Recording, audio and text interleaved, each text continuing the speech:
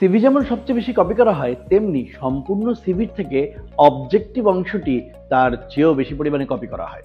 সেজন্য আমরা প্রায়ই দেখতে পাই অনেকের সিভিতে একই ক্যারিয়ার অবজেক্টিভ লেখা।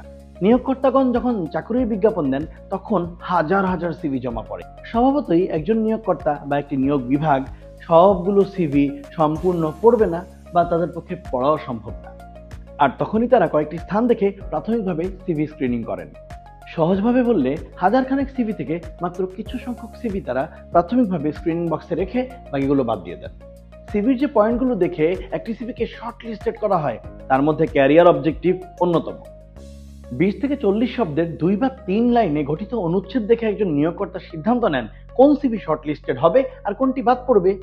আর এ কারণেই কিন্তু আপনার চাই প্রফেশনাল সিভি, কারণ একটি প্রফেশনাল সিভিতে আপনি পাবেন প্রফেশনালি ডেভেলপড ক্যারিয়ার অবজেক্টিভ, যেটি আপনার রিক্রুটারকে অন্যভাবে অ্যাট্রাক্টেড করবে।